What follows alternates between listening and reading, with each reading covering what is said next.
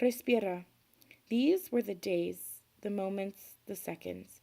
In a world of unknowns and feeling like an outsider, I wanted to leave. I wanted to give up and I wanted to quit.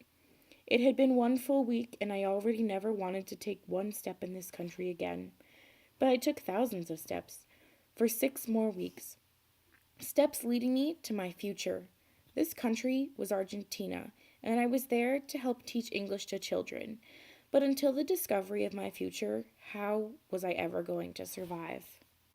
I thought my future was going to be using my international affairs degree to work and travel internationally.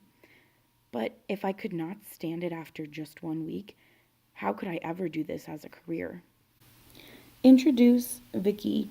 We were the only native English speakers. Finally, someone I could talk to. The whole first week was just Vicky and me. There was distance between the students and me in both actions and language. With the expectations that 7 years of Spanish would buy my acceptance, I seemingly couldn't communicate with these children. Another reason I wanted to leave and never return. There were 14 children in that small school in La Plata, Argentina. 14 children that would change my life. Introduce Juliana. She was from Bogota, Colombia. Maybe the next 5 weeks were not going to be as terrible as I had thought.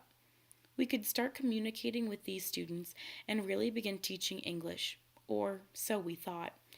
We started with a few simple words and phrases. How are you? I am good. My name is, and their favorite word, ball. I had to admit to myself, I wanted to stay, even if it was only a little. But one day a realization occurred. These students, they did not know how to read or write in Spanish. At that moment, there was a shift. Everything changed. This became a challenge. We incorporated English here and there, but it was mainly teaching them how to read and write simple Spanish words or phrases.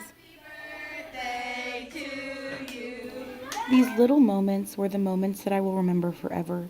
The students were not only being taught how to read and write, but Vicky and I were expanding our knowledge and vocabulary in Spanish. As I was learning new phrases and words, I couldn't help but have little visions of what it would be like to help teach more students in the future. But simple Spanish words became teaching them love and respect, what seemed to be a foreign concept. Hugs and friendship is where we started. When a hand was thrown in a hit or a punch, we would say, no le pegan, don't fight. There started to be more adventure, leading us to always shout, cuidado, caution.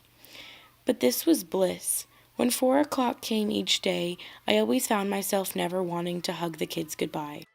According to Gans and Lynn, the second core leadership practice is based on the skill of one-to-one meetings and house meetings used to forge mutual relationships. For Vicky, Juliana, and me, to improve our leadership, we showed affection for these kids by giving them a space to open up and share their hopes and dreams with us, in large groups and individually. Kevin wanted to be a lawyer, Martina a doctor, and Bianca wanted to be a veterinarian. We encouraged them to pursue their dreams. We knew they could have these professions and more.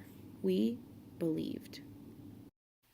Between reading books, playing games, and dancing, we realized these kids were like any other, full of potential, hope, and wonder.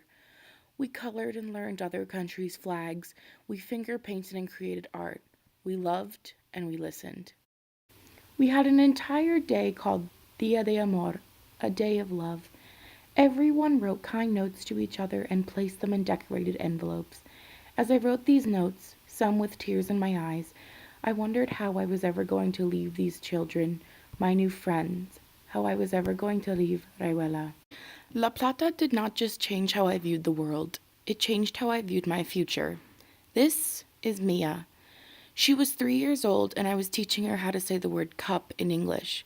It was in this moment that I knew. I knew that I was not destined for government work with my international affairs and political science degrees. I was meant to teach. I wanted to teach. But most of all, I never wanted to stop teaching these 14 children in Argentina, my first students. I never wanted to leave.